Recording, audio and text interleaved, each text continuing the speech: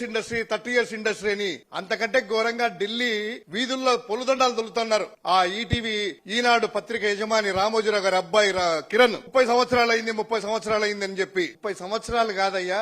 పత్రికా విలువలు కాపాడాలన్నా జర్నలిజం కాపాడాలన్నా ఒక్క రోజున్నా చాలు. 30 సంవత్సరాల మీ యొక్క జర్నలిజం లో ఒక్క వార్త అయినా ప్రజలకు పనికొచ్చేది రాశారా? ఒక్క నిజాన్నైనా రాశారా? నిజంగా మీరు రాస్తున్నారు కదా, బెంగళూరుకి 51 సార్లు వెళ్లారని జగన్ అంటున్నారు కదా.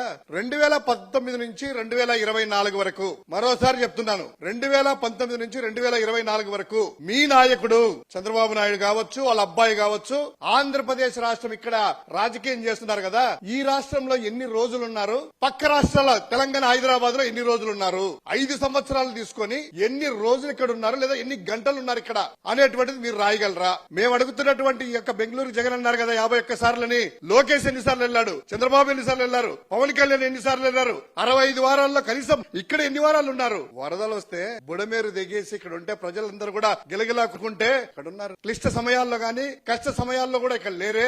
అది రాయడానికి ఇంకైపోయిందా? లేకపోతే కనుక ఆ యొక్క ల్యాప్టాప్ లో గాని కీబోర్డ్ ఏమైనా కదలలేదా? అది రాయడానికి రాయండి, విశాల రాయండి. ఎంత ప్రభుత్వ ఖర్చు పెట్టారు, ఖజానా నుంచి ఎన్ని ఫ్లైట్లు స్పెషల్ ఫ్లైట్లు వెళ్లారు, ఇది కదా రాస్తే జనాలకి ఉపయోగము.